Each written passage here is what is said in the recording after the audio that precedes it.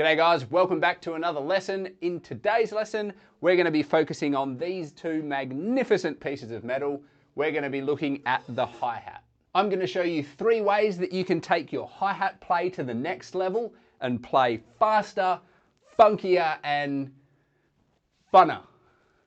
Let's get into it.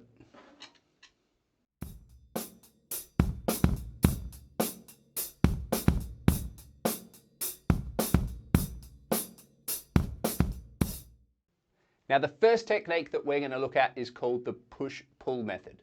Now this is used for when you need to play fast with one hand on the hi-hat. So the technique looks like this.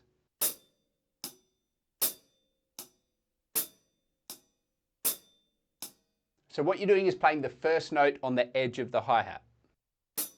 And the second note you're playing on the way up by closing the fingers in your hand.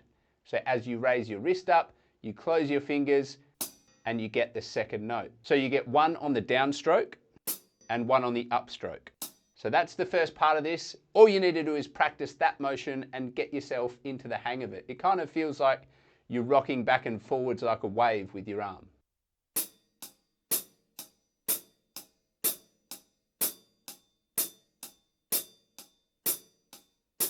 Now the reason this technique is so important if you want to play fast is because of the efficiency of it. Rather than creating a downstroke every single time you want to hit the hi-hat, you're getting 2 for the price of 1 essentially. You're getting a note on the downstroke and you're getting a note on the upstroke instead of just getting them on the downstroke. And this technique will apply to a lot of other places on the kit. So a really important thing, if you're not really comfortable with it, it's a great thing to practice and get good at.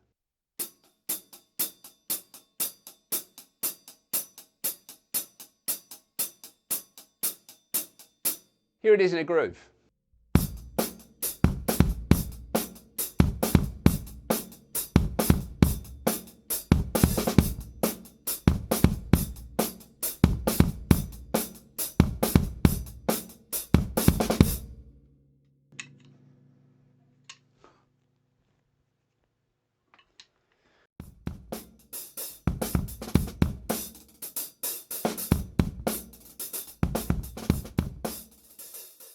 And now for the second technique, we're going to practice moving our non-dominant hand, or the hand that we normally keep on the snare drum, up onto the hi-hats. Now the entry level for this is playing 8th notes with one hand on the hi-hat and alternating to 16th notes with both hands on the hi-hat. Now if you haven't played 16th notes on the hi-hat before, all you're doing is playing the 16th notes, alternating hands, and whenever you need to hit a snare drum, you move either your right or your left, whichever hand coordinates with where the note is, down to the snare and just keep going. So the snare becomes part of the 16th note pattern. Here's a simple groove just alternating between 8ths and 16ths.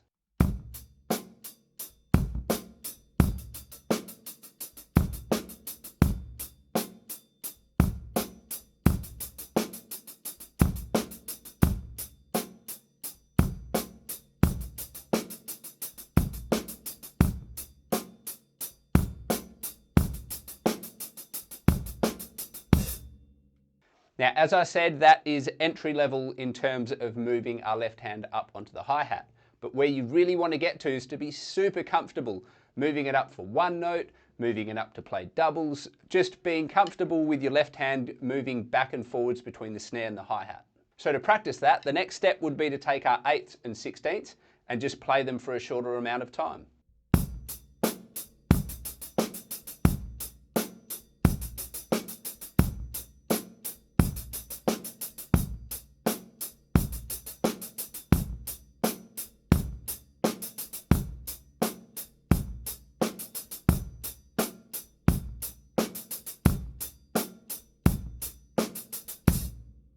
Now, obviously from there, you can just ramp it up and get trickier and trickier and funkier with it. But a good place to start if you are kind of transitioning between 8ths and 16ths is super easy, is using the 5-stroke roll.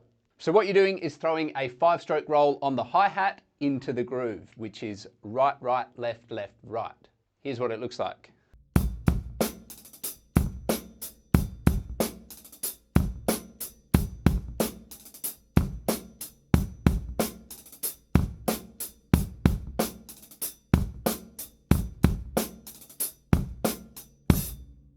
So get as comfortable as you possibly can with your left hand just freely moving between the snare drum and the hi-hat, and it'll really take your hi-hat play to that next level.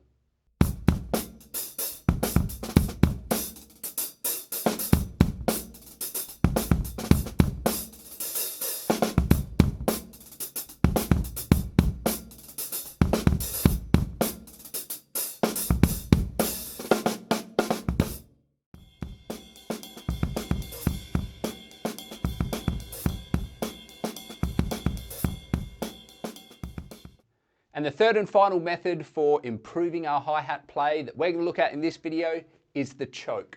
And no, I don't mean increasing the fuel concentration to your hi-hats. I'm talking about stomping on a lift a little bit sooner than you usually would. Here's what it sounds like, and then we'll break it down.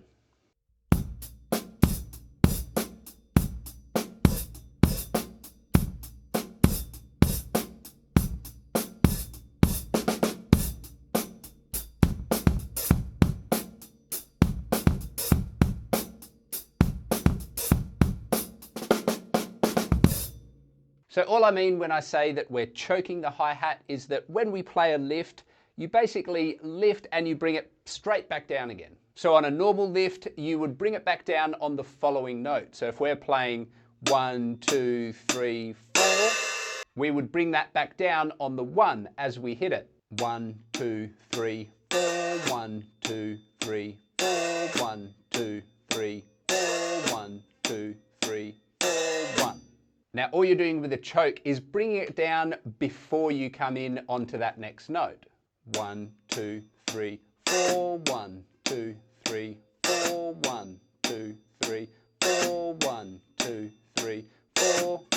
And so the coordination for your limbs is basically as you hit the hi-hat to play your lift, all you're doing with your foot is lifting it up and putting it straight back down. So you hit for the lift and you close it. Hit for the lift and close. You don't want to let them sizzle. And you don't want to let it ring. You just hit it and close it straight away. It does also sound better if you do it on a kind of sizzling lift rather than a wide open one.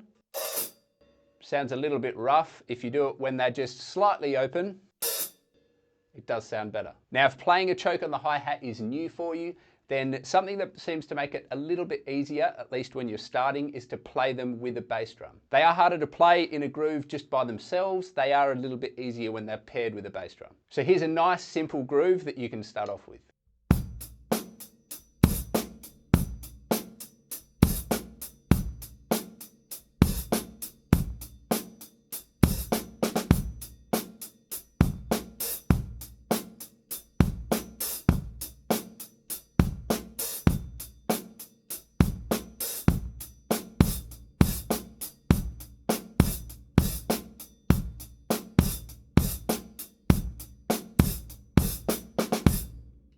Another way of using the hi-hat choke that sounds really cool is if you're playing on the ride, for example, with your right hand, use your left hand in between playing the snare drums to throw a choke in every now and then. Here's what I mean.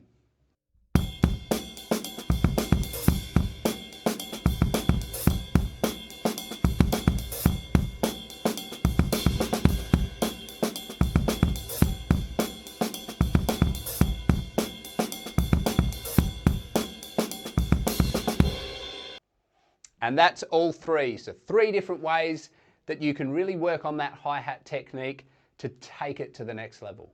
For me, the hi-hat is my favorite part of the entire kit. It's subtle, it's unassuming, but it adds so much to the feeling of the drums and the music that you're playing. Now, I hope you got something out of the video. If you enjoyed it, give it a like, comment, subscribe to the channel. It really does mean a lot to me, and I will see you on the next one.